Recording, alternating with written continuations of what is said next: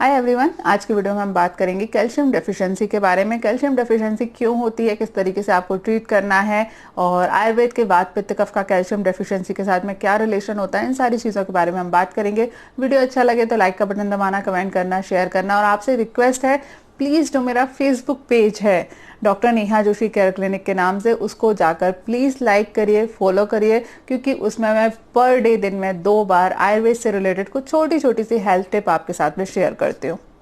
ठीक है, चलो आज के वीडियो में हम बात करते हैं कैल्शियम डेफिशिएंसी। देखिए, पहली बात तो कैल्शियम डेफिशिएंसी जैसी चीज़ मुझे नहीं लगता होती है। ब्लंट ओपिनियन है मेरा कि हमारे शरीर में कैल्शियम डेफिशिएंसी नहीं होती। अब तो मॉडर्न वाले लोग भी इसको मानने लगे हैं। भारतीय गवर्नमेंट कुछ समय में ऐसी गाइडलाइन दे सकती है, क्योंकि अभी तक चल रहा है, ऐसे रिसर्च चल रहे हैं कि कैल्शियम डेफिशिएंसी नहीं होती, केवल विटामिन डी की डेफिशिएंसी होती है, क्योंकि कैल्शियम को एब्जॉर्ब कराने का काम विटामिन डी करता है। हमारे शरीर में जब विटामिन डी की कमी हो जाती है तो जो डाइट में हमको कैल्शियम मिलता है उसका एब्सॉर्प्शन नहीं हो पाता, जिसकी वजह से हमारे शरीर में कैल्शियम डेफिशिएंसी के सिम्टम आते हैं। इसीलिए मॉडर्न की जितनी टैबलेट आती हैं, जो कैल्शियम टैबलेट के नाम से आती हैं, उसमें कैल्शियम के साथ में D3 और D2 दोनों आपको मिलते हैं। वो पहले ही ये चीज़ देते हैं कि उनको समझ में आ चुका है कि कैल्शियम के साथ में विटामिन डी की कमी होती है, तो विटामिन डी साथ में देना पड़ेगा, तभी आपके कैल्शियम का एब्जॉर्प्शन हो पाएगा। अब थोड़ा सा यार आयुर्वेद के ऊपर आते हैं। आयुर्वेद के हिसाब से आपके शरीर में किसी चीज़ की कमी नहीं हो सकती, ना ही विटामिन डी की हो सकती है, ना ही कैल्शियम की हो सकती है। दोनों ही चीज़ें आपको डाइट के थ्रू ऑलरेडी मिल रही हैं। विटामिन डी जो होता है वो सूर्य के प्रकाश से हमको नेचुरली मिलता है। हमारे बॉडी में ऑलरेडी ऐसी कैपेसिटी है कि हम सूर्य के प्रकाश से, जो हमें धूप मिलती है, उससे हम विटामिन डी का निर्माण कर सकें। ये भगवान ने हमें नेचुरली दे रखा है। लेकिन फिर भी यदि आपके शरीर में कैल्शियम की और विटामिन डी की कमी आ रही है तो उसका मतलब है कि हमारी बॉडी के अंदर कोई डिफेक्ट है। अब बॉडी के अंदर क्या डिफेक्ट होगा? कैल्शियम का एब्सॉर्प्शन किसको कराना है? आयुर्वेद के अंदर जो जठराग्नि बोली गई है, जठराग्नि का काम होता है कैल्शियम को एब्जॉर्ब कराना। ठीक है, अब यदि कैल्शियम डाइट में मिल तो रहा है लेकिन वो एब्जॉर्ब नहीं हो पा रहा, तो इसका मतलब है कि आपके शरीर में जठराग्नि की दुष्टि है। ठीक इसी तरीके से विटामिन डी हमको भगवान ने ऑलरेडी दे रहा है। ठीक है, विटामिन डी हमको मिल रहा है लेकिन उसको हम एब्जॉर्ब नहीं कर पा रहे, और उसका जो मेटाबॉलिज्म होना चाहिए, जो सूर्य के प्रकाश से हमें जो मिलेगा उसको हम कन्वर्ट करेंगे और फाइनली विटामिन डी के रूप में निर्माण होगा उसका, वो चीज़ नहीं हो पा रही है। ये चीज़ किसकी दृष्टि होती है? आयुर्वेद के हिसाब से ये भ्राजक पित्त की दृष्टि है। भ्राजक पित्त का काम होता है सूर्य की किरणों को एब्जॉर्ब करना त्वचा के माध्यम से और उसको विटामिन डी के रूप में कन्वर्ट करना। अब ये दोनों चीज़ें नहीं हो पा रही हैं, तो हमारा जो आयुर्वेद का जो निष्कर्ष निकला वो ये है कि जठराग्नि की दुष्टि है और भ्राजक पित्त की दुष्टि है। अब इसको आपको ठीक कैसे करना है? बहुत ही सिंपल ट्रीटमेंट मैं आपको बताने वाली हूँ। बहुत ज़्यादा कुछ हाय तौबा मचाने वाली चीज़ें, बहुत बड़ा बड़ा एक्सप्लेनेशन नहीं बताऊँगी इस वीडियो में। देखिए, अगर आपके शरीर में जठराग्नि की दुष्टि है तो पहली चीज़ तो आपको अपनी डाइट को रेगुलेट करना पड़ेगा। डाइट को रेगुलेट आप कैसे करोगे? मैं अपने पुराने वीडियो में, जो मैंने ऑस्टियोआर्थराइटिस का सेकंड पार्ट बनाया था, जिसमें मैंने वात दोष के बारे में बताया था, उसमें मैंने डाइट से रिलेटेड बहुत सारी छोटी छोटी सी टिप्स आपको दे रखी है। उस वीडियो की लिंक मैं आपको डिस्क्रिप्शन में दे दूंगी, यहाँ मैं ऊपर उसका टैग भी लगा दूंगी। प्लीज़, यदि आपको समझना है कि डाइट किस प्रकार उसका लेनी चाहिए और किस प्रकार की डाइट के कारण आपके शरीर में वात की दुष्टि होती है और वात की दुष्टि होने के कारण आपके शरीर की जो जठराग्नि है वो खराब हो जाती है, तो प्लीज़ उस वीडियो को देख लीजिए। बहुत बहुत बहुत ज़्यादा ज़रूरी है उसको समझना। अब जठराग्नि की जो दृष्टि हुई है उसको आप सही कैसे करोगे?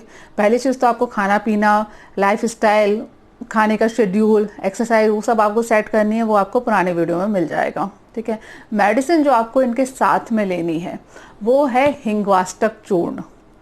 हिंगवाष्टक चूर्ण एक ब्लैक कलर का पाउडर आता है जिसमें हींग की मात्रा काफ़ी होती है, हींग की स्मेल आती है इसमें।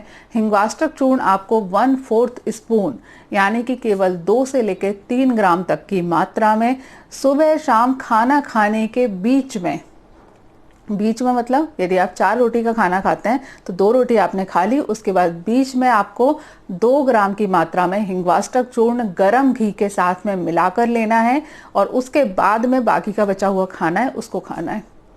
ठीक है, हिंगवाष्टक चूर्ण 2 ग्राम की मात्रा में गरम घी मिलाकर आपको लेना है। आप कैसे करोगे, 1 चम्मच में 2 ग्राम हिंगवाष्टक निकाल लीजिए, उसी में थोड़ा सा गरम घी डाल दीजिए, उसको अच्छे से मिला लेना है, तो वो एक चटनी जैसा बन जाएगा ब्लैक कलर की। जब आपने 2 रोटी खा ली है, जो भी आप खाना खा रहे थे वो आपने आधा खाना खा लिया है, उसके बाद में आपको हिंगवाष्टक चूर्ण लेना है और बाद का जो बचा हुआ खाना है बाद में उसको खाना है।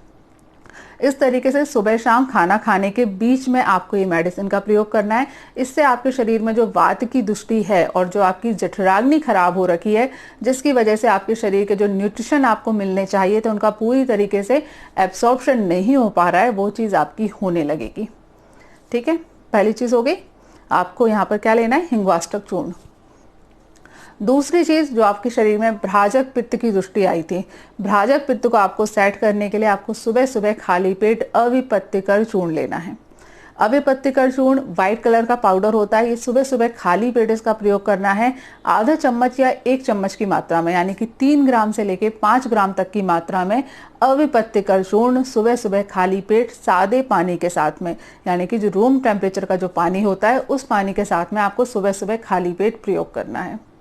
ठीक है, अविपत्तिकर चूर्ण आप लगातार लोगे, हिंगवाष्टक चूर्ण आप खाना खाने के बीच में लोगे, तो आपका जो भ्राजक पित्त और जठराग्नि दोनों खराब हो गई हैं, दोनों की दृष्टि हो गई है, वो सही हो जाएगी। लाइफ स्टाइल आपको सही करनी ही पड़ेगी।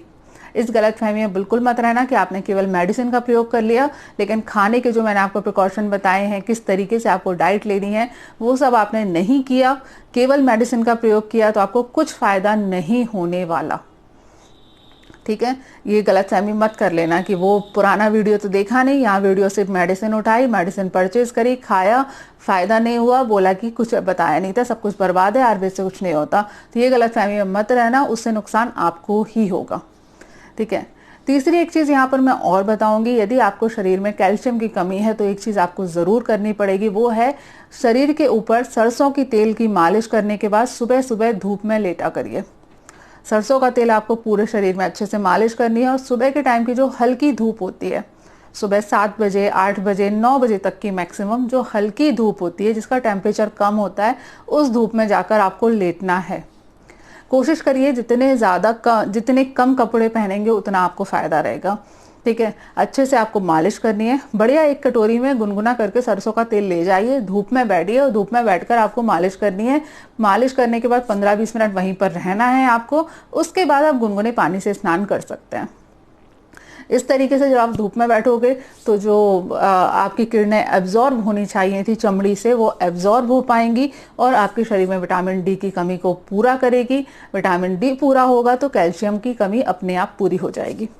लास्ट में एक चीज़ है कि यदि आपके खाने में ही कैल्शियम नहीं है, आप ऐसा खाना ले रहे हो जिसमें कैल्शियम है ही नहीं, तो फिर कुछ भी कर लो सही नहीं होने वाला।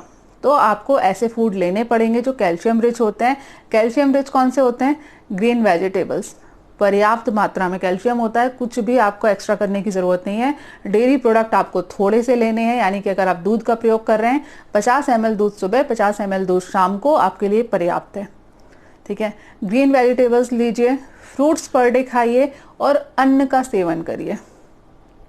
गेहूं, चावल, जौ, मक्का, बाजरा, ये सारे जो अन्न होते हैं इनका रोटेशन करते हुए बदल बदल के सेवन करिए। ग्रीन वेजिटेबल, लौकी, तुरैया, कद्दू, भिंडी, पालक, बैगन, भटा, ये सारी जो ग्रीन वेजिटेबल्स होती हैं उनका आपको सेवन करना है। पर डे आपको फ्रूट्स ज़रूर लेने हैं। हमारे शरीर की बहुत सारी प्रॉब्लम सिर्फ और सिर्फ आपकी हेल्दी डाइट से सही हो सकती हैं। आपको हर चीज़ के लिए दवाई लेने की ज़रूरत नहीं होती है। ज़्यादातर प्रॉब्लम आपके गलत डाइट और गलत मानसिक स्थिति के कारण डेवलप होती हैं। इसीलिए मैं अपने लगभग हर वीडियो में, हर ट्रीटमेंट में ये चीज़ बोलती हूँ, खाना आपको अच्छा खाना पड़ेगा, मानसिक स्वास्थ्य के ऊपर आपको ध्यान देना पड़ेगा। हर चीज़ के लिए दवाई की उम्मीद एटलीस्ट मेरे से तो मत करिए। ठीक है, चलो नेक्स्ट वीडियो में मुलाकात होगी। आई होप ये वीडियो आपको पसंद आया हो। प्लीज़ मेरे फेसबुक पेज को ज़रूर आप लाइक करिए, क्योंकि उसमें मैं आयुर्वेद के जो बेसिक कॉन्सेप्ट हैं वो छोटे छोटे से ठीक है, 2 लाइन के 4 लाइन के जो बेसिक कॉन्सेप्ट हैं जो आपको आयुर्वेद से जोड़ने का काम करेंगे वो मैं वहाँ पर शेयर करती रहती हूँ। उसकी लिंक मैंने आपको डिस्क्रिप्शन में दे दी है मेरा फेसबुक पेज की, वहाँ पर जाकर आप उसको देखिए। फेसबुक पेज बिल्कुल फ्री है, आपको कुछ नहीं करना है, केवल जाके वो कोटेशन पढ़िए, आपको अच्छा लगेगा। आयुर्वेद के कुछ बेसिक कॉन्सेप्ट हैं वो आपको समझ में आएंगे। चलिए नेक्स्ट वीडियो में मुलाकात होगी, तब तक के लिए stay healthy and be happy. Good bye.